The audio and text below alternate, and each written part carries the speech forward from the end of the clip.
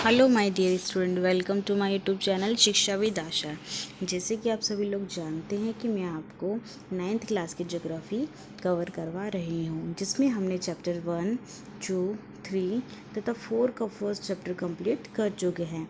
जिन बच्चों ने मेरी प्रीवियस वीडियो नहीं देखी, 6 से लेकर 8 तक भी ज्योग्राफी में कंप्लीट करवा चुकी हूँ। जिन बच्चों ने मेरी ये वीडियो नहीं देखी, वो प्ले लिस्ट में जाकर उसे कवर कर सकते हैं, और जिन बच्चों को कोई डाउट हो तो वो कमेंट बॉक्स में मुझे बता सकते हैं। तो आइए हम 9th क्लास का चैप्टर नंबर 4 का सेकंड पार्ट डिस्कस करना स्टार्ट करते हैं, जिसमें हम आज पढ़ेंगे भारतीय मानसून के बारे में। भारत की जलवायु मानसूनी पवनों से बहुत अधिक प्रभावित होती है। ऐतिहासिक काल में भारत में आने वाली नाविकों ने सबसे पहले मानसून परिघटनाओं पर ध्यान दिया है। पवन तंत्र की दिशा उलट जाने उत्क्रम के कारण उन्हें लाभ हुआ है, क्योंकि उनके जहाज पवन की प्रवाह की दिशा पर निर्भर होते हैं। जहाँ पर पवन की दिशा होती है उस पर उनके जहाज निर्धारित होते हैं। अब्बरवासी जो व्यापारी की तरह भारत आए थे, उन लोगों ने पवन तंत्र के इस मौसमी उत्क्रमण को मानसून नाम दिया था। ठीक है प्यारे बच्चों, मानसून का प्रभाव उष्णकटिबंधीय क्षेत्रों में लगभग 20 डिग्री से लेकर उत्तर से लेकर 20 डिग्री दक्षिण के बीच में रहता है। मानसूनी की प्रक्रिया समझने के लिए निम्नलिखित तथ्य महत्वपूर्ण हैं। तो आपसे इंपॉर्टेंट क्वेश्चन 3 मार्क्स में 4 मार्क्स में पूछ सकते हैं कि मानसून जब आता है तो उसके क्या महत्वपूर्ण कारक हैं, वो समझाएं। तो पहला कारक है हमारा स्थल तथा जल के गर्म ठंडे होने की विभेदी मतलब अपोजिट प्रक्रिया के कारण भारत के स्थल भाग में निम्न दाब का क्षेत्र उत्पन्न होता है, वो निम्न दाब की ओर चलता है, जबकि इसके आसपास के समुद्र के ऊपर उच्च दाब का क्षेत्र बना रहता है। ग्रीष्म ऋतु के दिनों में अंततः उष्णकटिबंधीय विसरण क्षेत्र की स्थिति गंगा के किनारे और खिसक जाती है। ये विषुवतीय गत कहलाती है, जो विषुवत से 5 डिग्री उत्तर में स्थित होता है। इसी मानसूनी ऋतु में हम मानसूनी गत के नाम से भी जानते हैं। नेक्स्ट है हमारा हिंद महासागर में जो मेडास्कर है। तो आपसे क्वेश्चन ये भी पूछ सकते हैं कि मेडास्कर कहाँ पर है, तो वह हिंद महासागर में है। वो पूर्व लगभग 20 डिग्री दक्षिण अक्षांश के उत्तर उच्च दाब वाले क्षेत्र में देखने को आपको मिलता है। इस उच्च दाब वाले क्षेत्र की स्थिति है तीव्रता, मतलब तीव्रता से चलना, जो मानसून भारतीय मानसून को प्रभावित करता है। नेक्स्ट है ग्रीष्म ऋतु में तिब्बत का पठार बहुत अधिक गर्म हो जाता है। जो तिब्बत का पठार है ग्रीष्म ऋतु में आपको बहुत अधिक देखने को मिलता है। ठीक है प्यारे बच्चों, जिसके परिणाम स्वरूप पठार के ऊपर समुद्री तल से लगभग 6 किलोमीटर की ऊंचाई पर तीव्र ऊर्ध्वाधर वायु धाराएं एवं उच्च दाब देखने को मिलता है।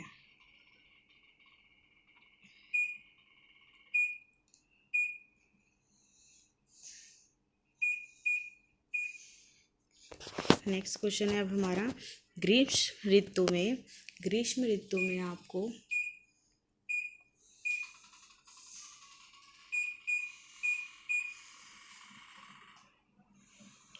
ग्रीष्म ऋतु में हिमालय के उत्तर में जेठ की धाराएं तथा भारतीय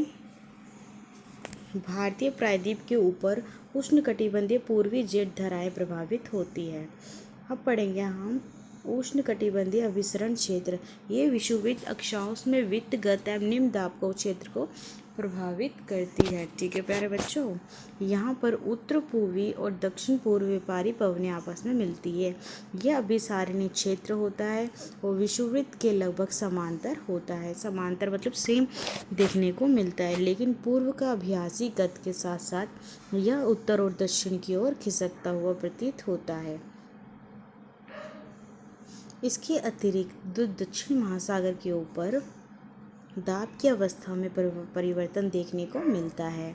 जब दक्षिण प्रशांत महासागर के उष्णकटिबंधीय पूर्व भागों में उच्च दाब होता है, तब हिंद महासागर के उष्णकटिबंधीय में पूर्वी भाग में निम्न दाब देखने को मिलता है। लेकिन कुछ विशेष वर्षों में वायु की स्थिति विपरीत हो जाती है, उल्टी देखने को मिलती है। पूर्व प्रशांत महासागर के उत्तर ऊपर हिंद महासागर की तुलना में निम्न दाब का क्षेत्र बन जाता है। दाब की अवस्था में नियतकालिक परिवर्तन और दक्षिण दोलन के नाम से जाना जाता है। डार्वन उत्तरी ऑस्ट्रेलिया हिंद महासागर 22.30 तक आपको देखने को मिलता है।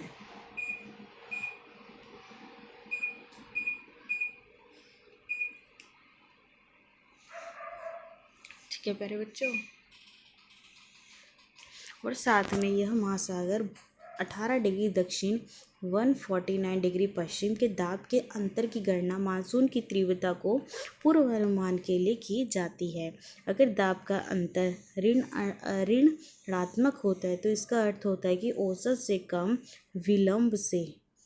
विलंब से आने वाला मानसून। विलंब होता है काफ़ी टाइम, जब मानसून को आना होता है तब नहीं आता, उसको काफ़ी टाइम बाद वो आता है। एल नीनो दक्षिण दोलन से जुड़ा होता है और एक इसका लक्षण होता है गर्म समुद्री जलधाराएं होती है। एल नीनो क्या होती है? गर्म जलधाराएं होती है। जिस प्रकार मैंने जेट धाराएं के बारे में पढ़ाया था आपको, वो गर्मी के कारण होती है। जो पेरू की ठंडी धाराएं होती है उसके स्थान प्रत्येक 2 या 5 वर्ष के अंतराल के पेरू तट से होकर गुजरती है। दाब की अवस्था में परिवर्तन का संबंध एल नीनो से होता है।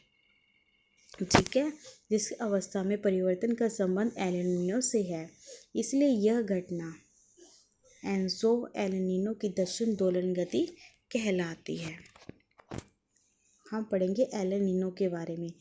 ठंडी पेरू जलधाराएं के स्थान पर अस्थायी तौर पर गर्म जलधाराएं के विकास को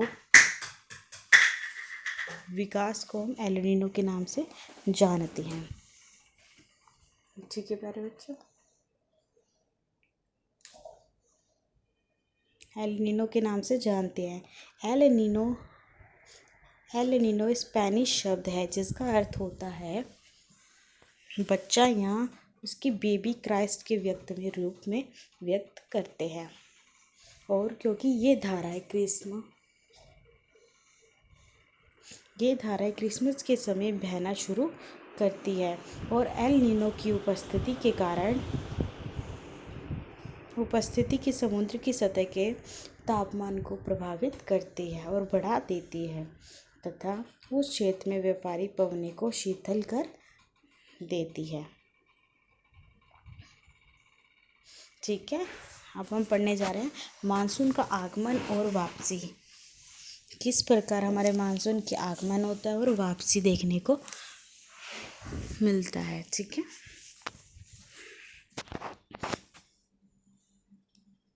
व्यापारिक पवनों की विपरीत मानसूनी पवनें नियमित नहीं होती, लगातार नहीं आती है, लेकिन ये स्पंददाम प्रकृति की होती है। उष्णकटिबंधीय समुद्र के ऊपर प्रवाह के दौरान ये विभिन्न वायुमंडल अवस्थाओं से प्रभावित होती है। मानसून का समय जून के आरंभ से होता है लेकर मध्य सितंबर तक देखने को मिलता है।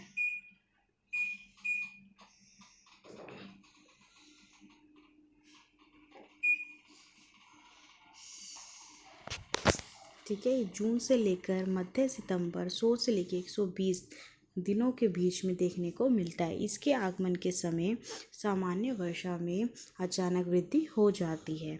इसके लगातार कई दिनों तक यह जारी रहती है। इसे मानसून प्रस्फोट घटना कहते हैं या मानसूनी पूर्व बछौर से प्रतीक किया जाता है, जो जून के प्रथम सप्ताह में मानसूनी भारतीय प्रायद्वीपों के दक्षिण छोर में प्रवेश करती है। इसके बाद ये 2 भागों में बांटी जाती है। तो पहला है हमारा अरब सागर शाखा, दूसरा है बंगाल की खाड़ी शाखा। अरब सागर शाखा लगभग 10 दिन तक 10 जून से लेकर के आसपास मुंबई में पहुंच जाती है। यह तीव्र प्रगति की बंगाल की खाड़ी शाखा भी तीव्रता से आगे होती है, बढ़ती जाती है और जून के प्रथम सप्ताह में असम तक पहुंच जाती है। ऊंचे पर्वतों के कारण मानसून पवनें पश्चिम के गंगा मैदान की ओर मुड़ जाती है। मध्य जून तक अरब की जो शाखा है सौराष्ट्र में, कच्छ में और देश के मध्य भागों में पहुंच जाती है। अरब सागर शाखा एवं बंगाल की खाड़ी शाखा दोनों गंगा के मैदान के उत्तर पश्चिम भागों में आपस में मिल जाती है। दिल्ली में सामान्यतः यह मानसून बंगाल की खाड़ी शाखा से जून के अंतिम सप्ताह में लगभग 19 जून तक होती है। जुलाई के प्रथम सप्ताह तक मानसून पश्चिम उत्तर प्रदेश, पंजाब, हरियाणा, पूर्वी राजस्थान में पहुंच जाती है। मध्य जुलाई तक मानसून हिमाचल प्रदेश है देश के शेष हिस्सों में पहुंच जाता है।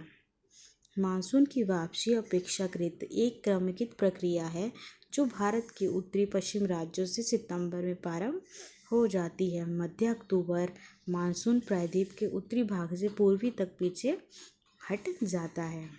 प्रायद्वीप के दक्षिण आधे भाग में वापसी की गति तीव्र हो जाती है, मतलब वापसी जब आती है मानसून तो उसकी गति बहुत बढ़ जाती है। दिसंबर के अंत में क्या होता है आइए पढ़ते हैं। जो दिसंबर होता है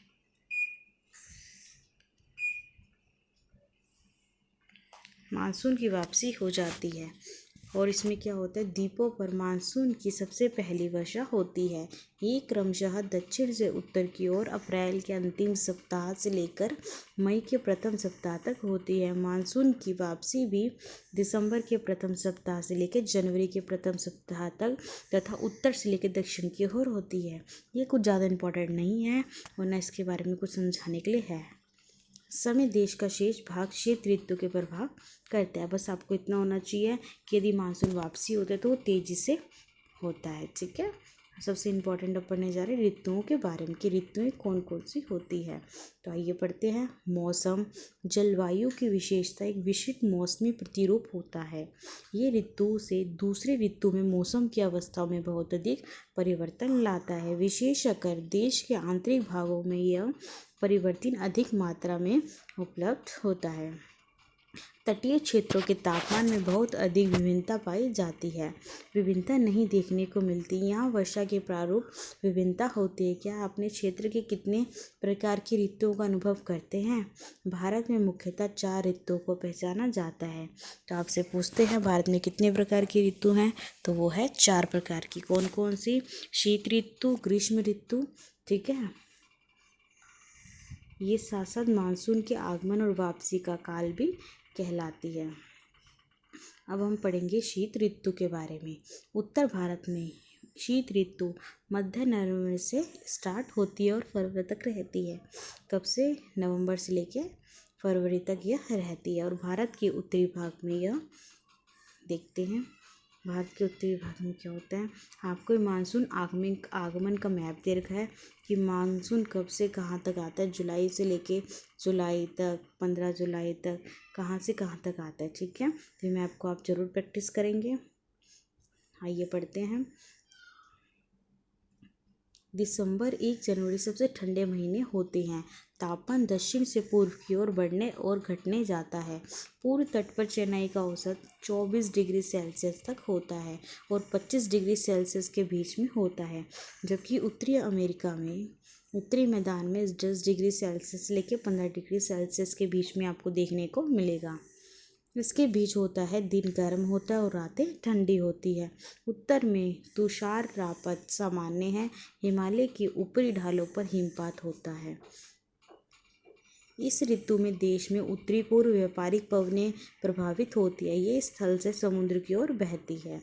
ठीक है, इसलिए देश के अधिकतर भाग में शुष्क मौसम होता है। इन पवनों के कारण ही जो वर्षा होती है वो तमिलनाडु के तट पर होती है।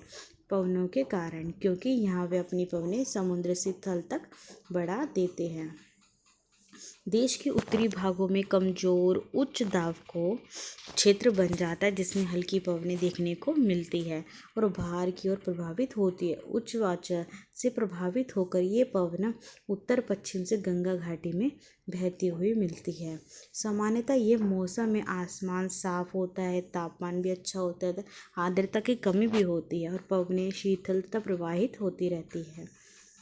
शीत ऋतु में उत्तरी मैदान में पश्चिम एवं उत्तरी पश्चिम से चक्रवाती विक्षोभ का अंतर्वाह विशेष लक्षण होता है। ये कम दाब वाली प्रणाली भूमध्यसागर पश्चिमी एशिया के ऊपर उत्पन्न होती है तथा ये पश्चिमी पवनों के साथ साथ भारत में प्रवेश करती है, जिसके कारण से शीतकाल में जो शीतकाल होता है उसमें मैदानों में वर्षा देखने को मिलती है। पवनों पर हिमपात जिसकी उस समय बहुत अधिक आवश्यकता होती है। ठीक है, शीतकाल में वर्षा जिसे स्थानीय तौर पर महावट कहा जाता है, क्योंकि यहाँ पर कम होती है। यहाँ पर वर्षा की कुल मात्रा बहुत कम देखने को मिलती है, लेकिन ये अरबी फसलों के लिए बहुत महत्वपूर्ण होती है। प्रायद्वीपीय भागों में शीत ऋतु स्पष्ट नहीं होती। वहाँ पे प्रायद्वीपीय भागों में शीत ऋतु नहीं देखने को मिलती, क्योंकि यहाँ पे समुद्र पवनों के प्रभाव के कारण शीत ऋतु में भी यहाँ तापमान के प्रारूप में न के बराबर देखने को मिलता है। अब है हमारा ग्रीष्म ऋतु। सूर्य के उत्तर की ओर आभासी गति के कारण भूमंडलीय ताप पट्टी उत्तर की तरफ खिसक जाती है, जो कि मार्च से मई तक आपको देखने को मिलती है। इसके तक भारत में ग्रीष्म ऋतु होती है। ताप पट्टी के रूपांतरण के प्रभाव का पता लगता है और अक्षांश पर मार्च से मई के दौरान रिकॉर्ड किए जाते हैं कितनी अधिक सर्दी पड़ी है और कितनी अधिक गर्मी पड़ी है।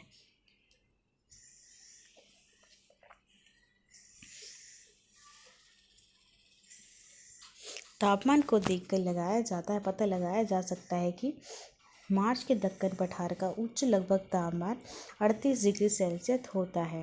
अप्रैल में मध्य प्रदेश और गुजरात का तापमान लगभग 42 डिग्री देखने को आपको मिलेगा। मई में देश के उत्तरी पश्चिम भागों का तापमान सामान्य 45 डिग्री होता है। आप जानते ही हैं कि हमारा भी एक भारत देश है जिसमें दिल्ली है, तो दिल्ली की कंट्री में आजकल का तापमान 38, 42 ऐसे मापने को मिलता है। सबसे हाईएस्ट 49 अभी तक हुआ है। प्रायद्वीप भारत में समुद्री प्रभाव के कारण जिसके कारण हमारा तापमान कम देखने को मिलता है। देश के उत्तरी भाग में ग्रीष्म काल में तापमान की वृद्धि होती है तथा वायु दाब में कमी आ जाती है। मई के अंत में उत्तर पश्चिम से थार के रेगिस्तान से लेकर पूर्व एवं दक्षिण पूर्वी घटना छोटा नागपुर पठार एक कम दाब का लंबवत क्षेत्र उत्पन्न करता है। पवन का परिसंचरण इस गत के चारों ओर प्रारंभ होता है। लू ग्रीष्म काल की एक प्रभावी लक्षण है। एक मार्क्स में आपसे बहुत बारी पूछते हैं कि लू किसे कहते हैं। ये आपके एनसीईआरटी के क्वेश्चन में भी दे रखा है, तो ये भूलना मत, अभी हम डिस्कस करेंगे। यह धूल भरी गर्मी शुष्क पवनें होती है जो कि दिन के समय भारत के उत्तरी पश्चिमी क्षेत्रों पर चलती है। कभी कभी ये देर शाम तक भी जारी रहती है, जैसे कि अभी हमारे दिल्ली में देखने को मिलता है 2 बजे से लेकर 5 बजे तक तो ये लू चलती ही रहती है, जिसके कारण हमारा टेम्परेचर ज़्यादा बढ़ जाता है। इस हवा सीधा प्रभाव घातक भी हो सकते, काफ़ी लोगों को नुकसान को भी पहुंचाती है। उत्तरी भारत में मई के महीने के दौरान धूल भरी आंधी भी चलती है। ये आंधियाँ अस्थायी रूप से आराम पहुंचाती है क्योंकि ये तापमान को कम कर देती है, अपने साथ ठंडे समय व हल्की वर्षा लाती है। इस दौरान कभी कभी तीव्र हवा के साथ गरज वाली मूसलाधार बारिश भी होती है। पवन के साथ साथ गर्मी आएगी, मूसलाधार बारिश आएगी, जिसके कारण पानी जल भराव से बाढ़ आने का खतरा होता है। ठीक है, अत्यधिक बारिश होने से। इसके साथ साथ वैशाख के महीने में होने के कारण पश्चिम बंगाल में से काल वैशाखी कहते हैं। ग्रीष्म ऋतु के अंत में कर्नाटका केरला में प्राय पूर्वी मानसून वर्षा होती है। इसके कारण आम जल्दी पक जाते हैं और इसे आम्र वर्षा भी कहते हैं। आपको पता ही होगा अभी के टाइम में आम बहुत टेस्टी होते हैं और आपको गर्मी के टाइम में ही खाने के लिए मिलते हैं। तो आप कमेंट बॉक्स में ज़रूर मुझे बताना कि किन किन बच्चों को आम खाना बहुत पसंद है, आम उनका फेवरेट फ्रूट है। कमेंट बॉक्स में प्लीज़ ज़रूर बताना। वर्षा ऋतु मानसून का आगमन। जून के प्रारंभ में उत्तरी अमेरिका में निम्न दाब की अवस्था तीव्र हो जाती है। जो जून के महीने में क्या होता है, जो उत्तरी अमेरिका में निम्न दाब होता है वो तेज़ी से बढ़ने लग जाता है। दक्षिण गोलार्ध के व्यापारिक पवनों को आकर्षित करता है। ये दक्षिण पूर्व व्यापारिक पवनें होती है। ठीक है। अब ये है भारत के मानसून का अंत कब तक होता है, ये मानचित्र में आपको दर्शाया गया है, तो इसको आप अच्छे से करना, मैप में ज़रूर दिखाना।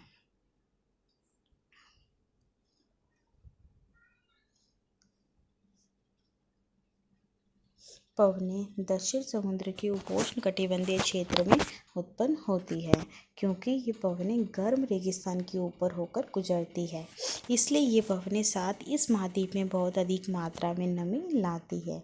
क्या लाती है बच्चों? नमी लाती है।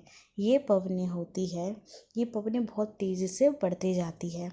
ये 30 किलोमीटर प्रति घंटे की औसत वेग से चलती है, जिससे सुदूर उत्तरी पूर्व भागों को छोड़कर ये मानसूनी पवनें देश के शेष भाग में लगभग 1 महीने तक पहुंच जाती है।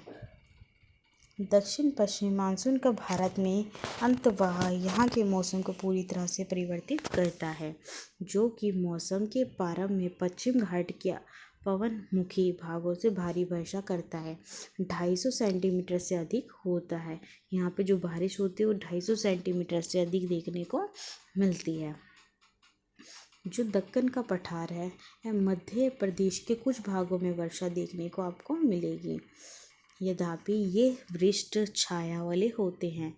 इस मौसम की अधिकतर वर्षा देश के उत्तरी भागों में होती है। खासी पहाड़ी के दक्षिण श्रृंखला के स्थित मानसीनाराम विश्व में सबसे अधिक औसत वर्षा प्राप्त करता है। ये एक स्थान है मानसीनराम, जहाँ पे सबसे ज़्यादा विश्व की सबसे अधिक औसत वर्षा देखने को मिलती है। साथ में गंगा की घाटी में पूर्व की पश्चिम की ओर वर्षा की मात्रा घटती जाती है। राजस्थान एवं गुजरात के कुछ भागों में बहुत कम वर्षा आपको देखने को मिलेगी।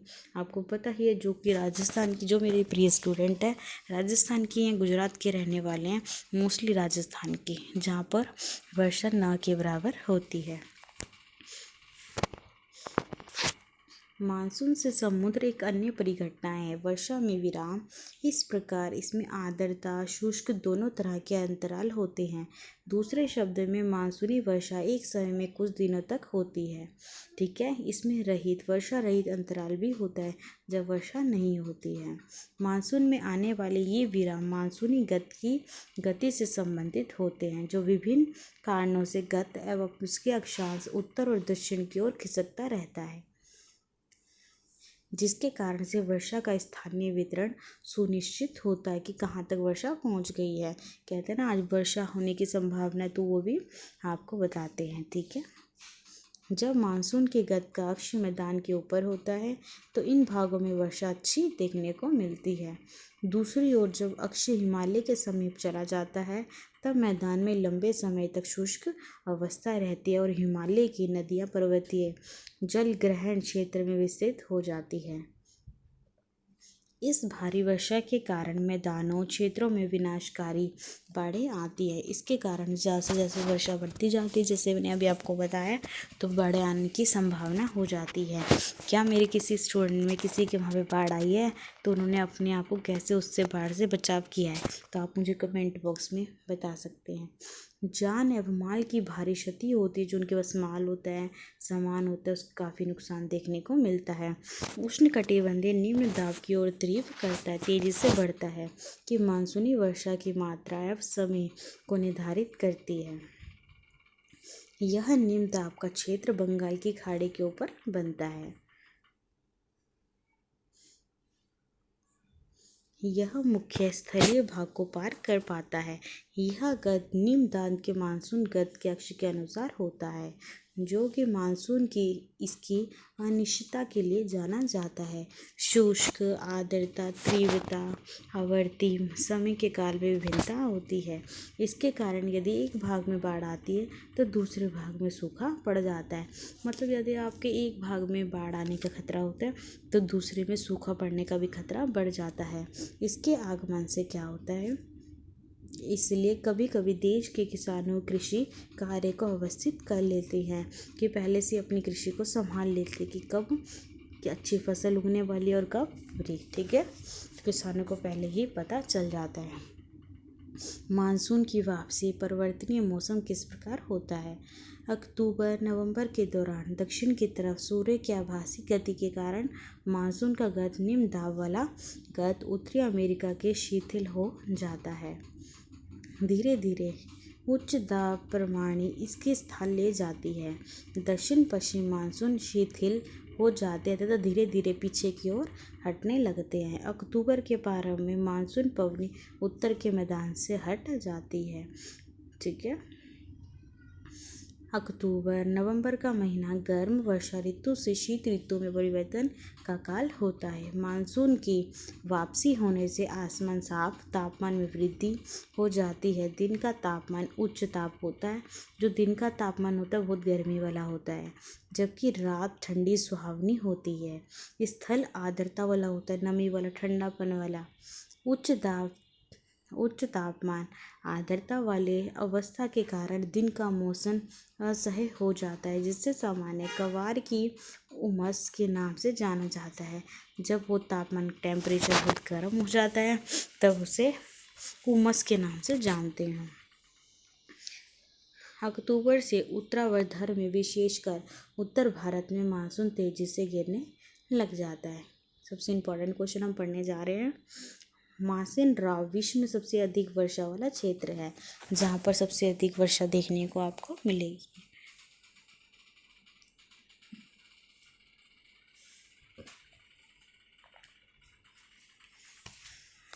ठीक है। और सेटलमाइट और सैटेलाइट गुफाओं के लिए यह प्रसिद्ध है। नवंबर के प्रारंभ में उत्तरी पश्चिम भारत की निम्न दाब वाली अवस्थाएं बंगाल की खाड़ी पर स्थानांतरित हो जाती है। ये स्थानांतरित चक्रवात निम्न दाब से संबंधित होता है, जो कि अंडमान सागर के ऊपरी उत्पन्न होता है। ये चक्रवात सामान्य भारत के पूर्व तट को पार करते हैं, जिसके कारण व्यापारी और भारी वर्षा देखने को मिलती है। ये उष्णकटिबंधीय चक्रवात विनाशकारी होते हैं, बहुत विनाश लेकर आते हैं। ठीक है। तो ये मैप है जो आपको करने हैं कि भारत के मौसमी वर्षा वाले मैप जो जून से सितंबर तक रहते हैं। इसी प्रकार एक और हमारा भारत में वर्षा कहाँ कहाँ पर अत्यधिक होती है, जो मैंने अभी पढ़ा है। ठीक है मेरे बच्चों।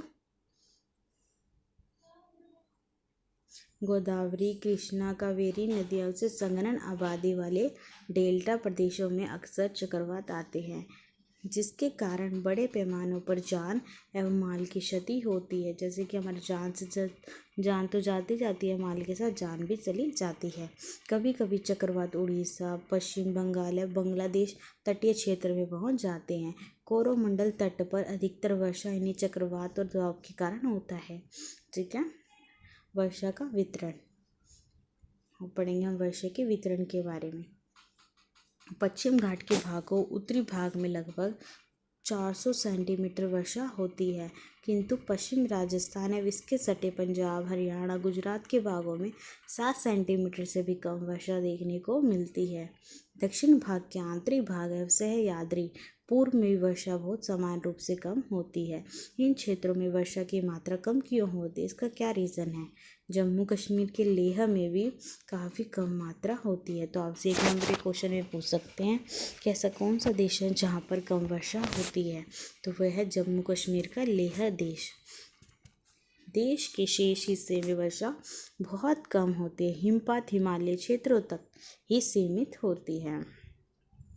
मानसून की प्रकृति के परिणामस्वरूप एक वर्ष से दूसरे वर्ष में होने वाले वार्षिक वर्षा की मात्रा विभिन्नता होती है, क्योंकि इसमें वर्षा की विषमता के निम्न वर्षा वाले क्षेत्र राजस्थान, गुजरात के कुछ भाग, पश्चिम घाटों के छाया प्रदेशों में अधिक पाई जाती है। अत्यंत अधिक वाले क्षेत्र में बाढ़ आ जाती है, जबकि निम्न वाले क्षेत्रों में सूखे की आशंका बनी रहती है। जैसे मैंने अभी आपको बताया, एक तरफ बाढ़ आती तो दूसरी तरफ सूखा पड़ जाता है। अब हम पढ़ेंगे मानसून एकता का परिचय किस प्रकार होता है।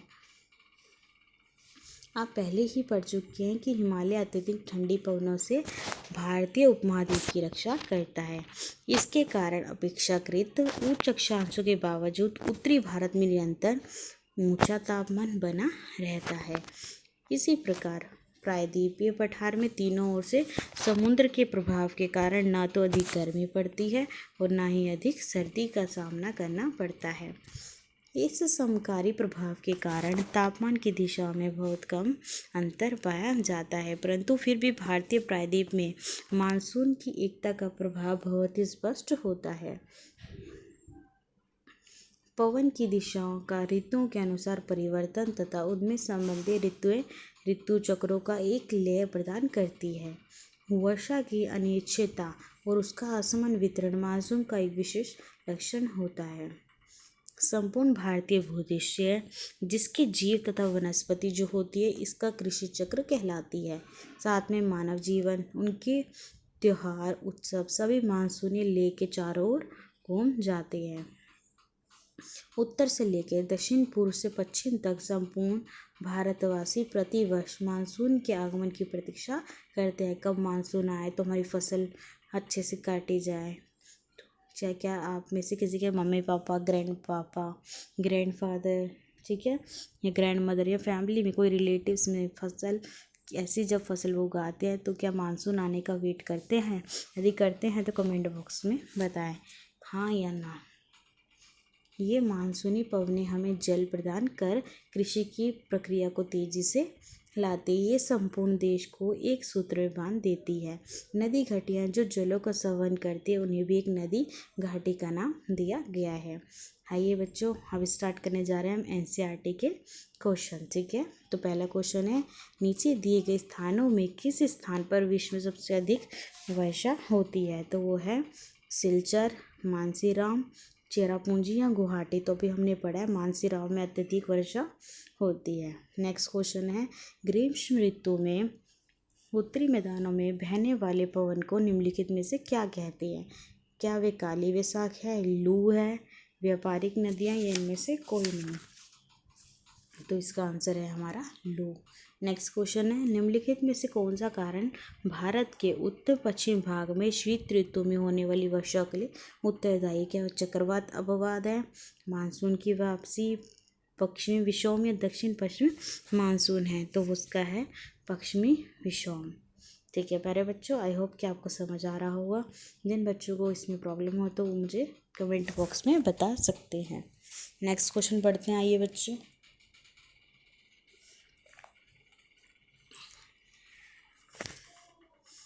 नेक्स्ट क्वेश्चन है हमारा, भारत में मानसून का आगमन निम्नलिखित में से कब होता है?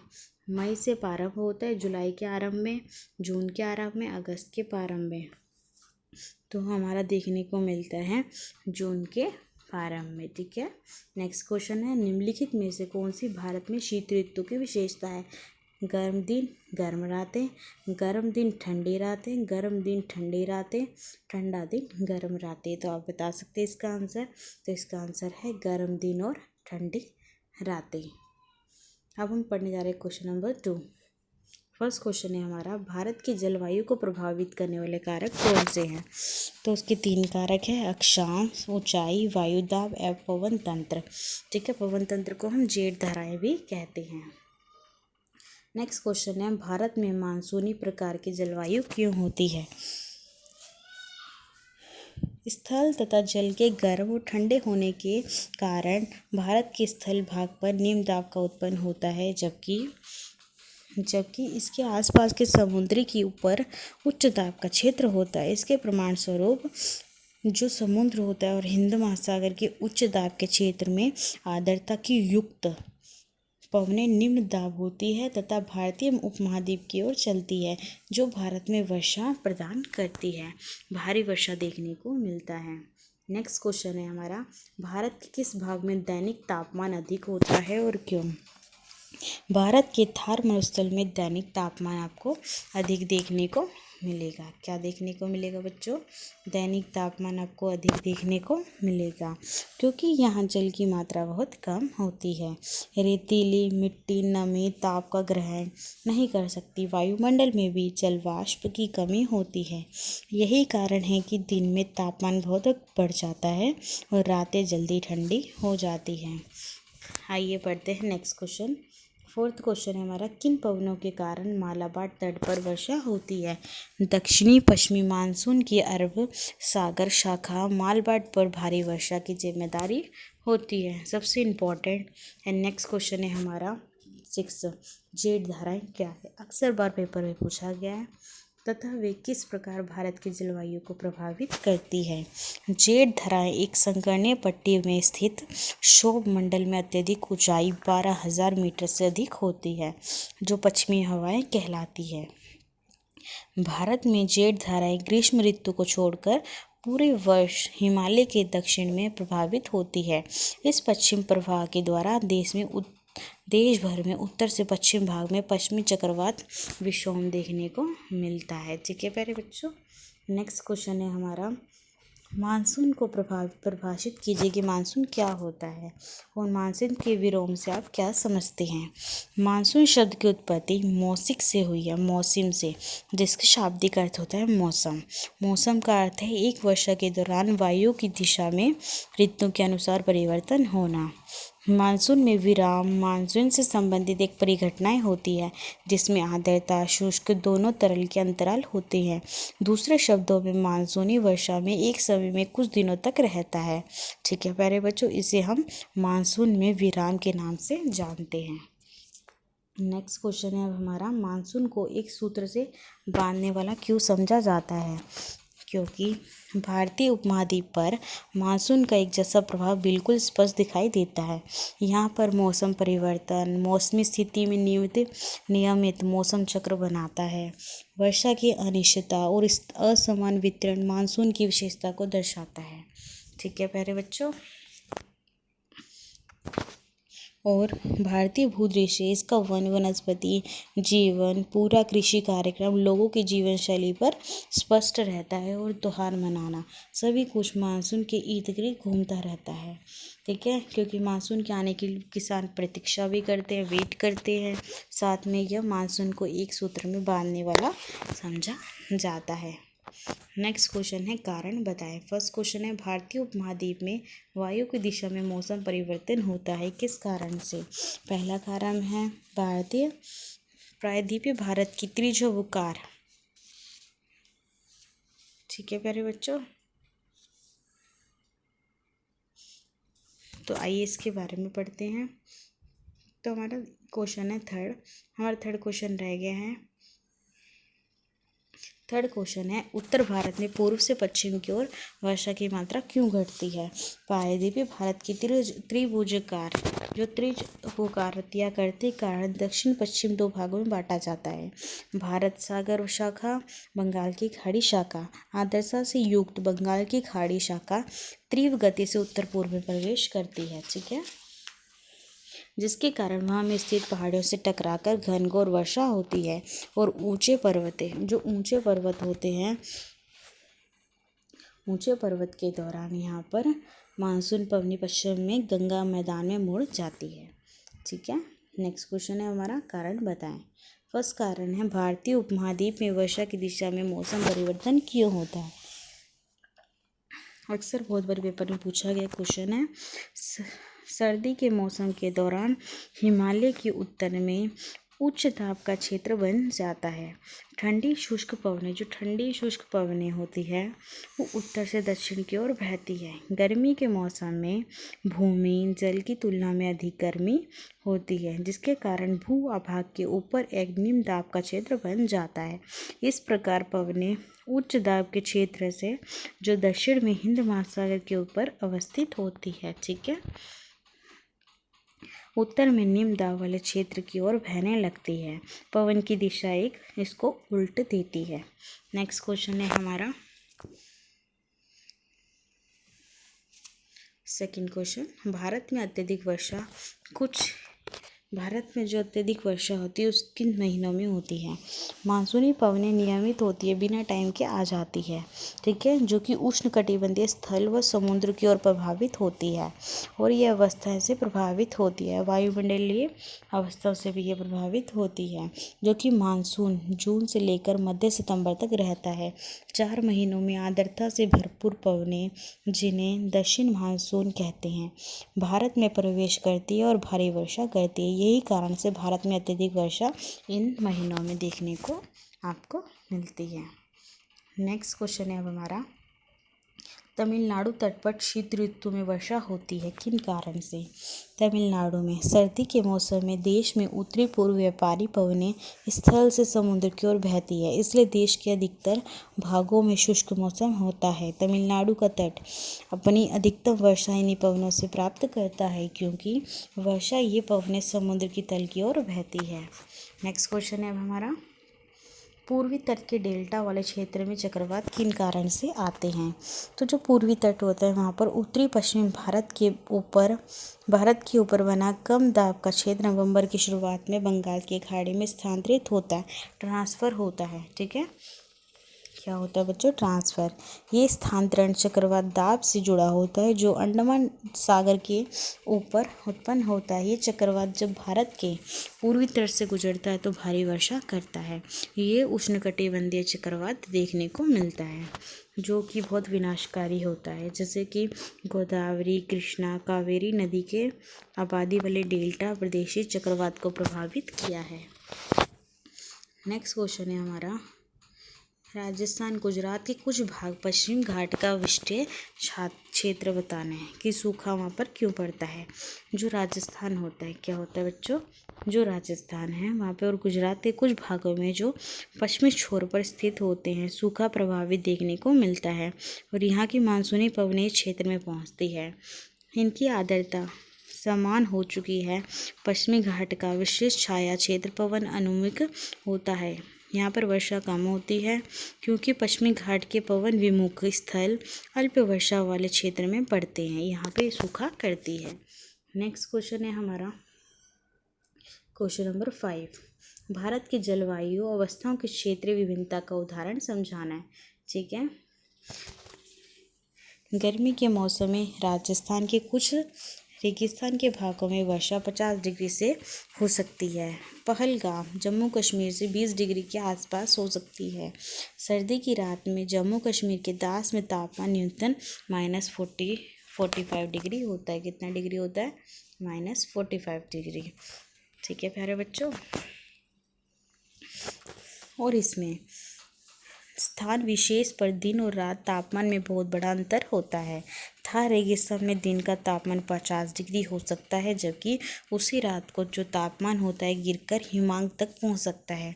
दूसरी ओर अंडमान निकोबार द्वीप समूह या केवल के दिन और रात के तापमान में बहुत बीच मुश्किलें का अंतर होता है, जबकि हिमालय क्षेत्र के अधिकतर वर्षण हिमपात के रूप में होता है। केवल देश के शेष भाग में यह वर्षा के रूप में होता है। जो भारत की जलवायु होती है वो वार्षिक वर्षण में विभिन्नता 400 सेंटीमीटर मेघालय में, लद्दाख और पश्चिम राजस्थान में 10 सेंटीमीटर तक न्यूनतम के रूप में देखते हैं। देश के अधिकतर भागों में वर्षा जून से सितंबर तक होती है, लेकिन तमिलनाडु तट पर वर्षा शरद ऋतु और सर्दी मौसम की शुरुआत और दिनों में देखने को मिलती है। नेक्स्ट क्वेश्चन है हमारा, मानसूनी अभिक्रिया की व्याख्या करनी है। स्थल और जल के गर्म और ठंडे होने की विभेद जो अपोजिट क्रियाएं होती हैं, जो भारत के स्थल भारत पर निम्न दाब को उत्पन्न करती है और इसके आसपास के क्षेत्रों में समुद्र के उच्च दाब का देखने को मिलता है। ठीक है प्यारे बच्चों, ग्रीष्म ऋतु में उष्णकटिबंधीय विसरण क्षेत्र की स्थिति गंगा के मैदान की ओर खिसक जाती है। यह विषुवत द्रोण होती है जो कि भूभाग और विषुवत लगभग 5 डिग्री उत्तर में स्थित होती है। इसे मानसून के मौसम में मानसून द्रोण के नाम से जाना जाता है। ठीक है प्यारे बच्चों, हिंद महासागर में मेडागास्कर के पूर्व में लेकर 20 डिग्री दक्षिण में उच्च दाब क्षेत्र की उपस्थिति इस दाब क्षेत्र की तीव्रता और स्थिति भारतीय मानसून को प्रभावित करती है। किसे करती है? भारतीय मानसून को। और ये ग्रीष्म ऋतु में तिब्बत का पठार भीषण रूप से गर्म होता है। पठार समुद्र तल से लगभग 9 किलोमीटर की शक्तिशाली ऊर्ध्वाधर वायु धाराएं चलती रहती है तथा ये भारतीय मानसून को प्रभावित करती है। नेक्स्ट क्वेश्चन है हमारा, शीत ऋतु की अवस्था है उसकी विशेषताओं के बारे में बताना है। शीत ऋतु की अवस्था उसकी विशेषता है अवधि। उत्तरी भारत में सर्दी का मौसम मध्य नवंबर से होकर फरवरी तक रहता है। ठीक है, तापमान दक्षिण से उत्तर की ओर घटता है। पूर्वी तट पर चेन्नई से मौसम जो तापमान होता है 24 डिग्री से लेकर 25 डिग्री के बीच में होता है, जबकि उत्तरी मैदान में यह 10 डिग्री -15 डिग्री के बीच होता है। दिन गर्म होता है और रातें ठंडी होती है। ठीक है। पवने क्या काम करती है इसमें देखते हैं। जो पवनें होती है इस मौसम के दौरान उत्तरी पूर्वी व्यापारिक पवनें प्रभावित होती है। ये स्थल से समुद्र की ओर बढ़ती है। देश के अधिकतर भागों के लिए शुष्क मौसम होता है।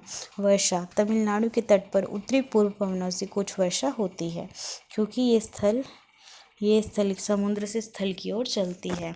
समुद्र से स्थल की ओर चलती है। ठीक है। और वायुदाब देश के उत्तरी भाग में यह कमजोर उच्च देश का क्षेत्र बन जाता है, जहाँ पर हल्की पवनें इस क्षेत्र से बाहर की ओर प्रभावित करती हैं। ठीक है। और मौसम सुखद होता है। आसमान साफ, कम तापमान, आर्द्रता, धीरे धीरे पवन का चलना, ठीक है, रहता है। और एशिया के ऊपर उत्पन्न होती है। पश्चिमी पवनों के साथ भारत है वहाँ पर क्या होता है, भारत में प्रवेश करती है, जिसके कारण शीतलकाल के मैदानों में वर्षा और पर्वतों पर हिमपात जम जाती है। नेक्स्ट में अंतिम क्वेश्चन है हमारा, भारत में होने वाली मानसून वर्षा उसकी विशेषता का वर्णन करना है। ठीक है। अनियमितता मौसम का आगमन का वापसी बहुत ही अनिश्चित होता है। ठीक है। बिना टाइम के आना। भारत में अंतर मात्रा में अंतर क्या होता है कि भारत के विभिन्न स्थानों में वर्षा प्रतिवर्ष प्राप्त होने वाली वर्षा की मात्रा में बहुत परिवर्तनशील होता है। मतलब आपको टेम्परेचर में चेंजमेंट देखने को मिलती है, बदलाव देखने को मिलता है। ठीक है। जिसमें 15% से लेकर 80% तक होती है। क्षेत्र अनुसार मात्रा में अंतर, क्षेत्र के अकॉर्डिंग, एरिया के अकॉर्डिंग भारत के सभी भागों में मानसून से एक समान वर्षा नहीं होती। अलग अलग क्षेत्रों में प्राप्त होने वाली वर्षा की मात्रा में अंतर पाया जाता है। थार मरुस्थल में 10 सेंटीमीटर से लेकर चेरापूंजी में 1000 सेंटीमीटर तक की वर्षा देखने को मिलती है। कितने सेंटीमीटर बच्चों? 1000 सेंटीमीटर। अवधि में अंतर, मानसून और ग्रीष्मकालीन मानसून की अवधि में अंतर देखा गया है। पश्चिम राजस्थान में 2 महीने से कम, केरल एवं अंडमान निकोबार द्वीप समूह में 6 महीने से अधिक अवधि होती है। ठीक है बच्चों। नेक्स्ट क्वेश्चन है हमारा, अवधि में अंतर, लंबे शुष्क अंतराल, लगातार भारी वर्षा या हिमपात के अंतराल के भाग, बिना वर्षा हिमपात वाले लंबा शुष्क अंतराल देखा जाता है। बाढ़ और सूखा की समस्या मानसूनी जलवायु का एक और मुख्य लक्षण होता है, जो कि लगातार भारी वर्षा और बाढ़ का सामना करना पड़ता है। वहीं दूसरी ओर मानसून की विफलता से देश के कुछ भागों में सूखा पड़ता है। तो इसके 5 पॉइंट में दोबारा अगेन रिपीट कर रही हूँ। अनियमितता, मात्रा में अंतर, क्षेत्र अनुसार मात्रा में अंतर, अवधि में अंतर, लंबे शुष्क अंतराल, बाढ़ और सूखा देखने को मिलना। ठीक है प्यारे बच्चों, आई होप कि मैंने आपको एनसीईआरटी के सारे क्वेश्चन अगेन रिपीट करवा दिए। जिन बच्चों को कोई प्रॉब्लम हो तो वो मुझे कमेंट बॉक्स में लिख सकते हैं। और मैंने आपको 6, 7, 8 और 9th के 4th चैप्टर तक आपको ज्योग्राफी कंप्लीट करवा दी है। जिन बच्चों को मेरा चैनल अच्छा लगे वो इसे सब्सक्राइब करें, शेयर करें और लाइक करें। ठीक है। और जिन बच्चों को मेरा चैनल ना पसंद आए तो वो कमेंट बॉक्स में सजेशन ज़रूर टाइप करें। Thank you watching my YouTube channel. Thank you so much.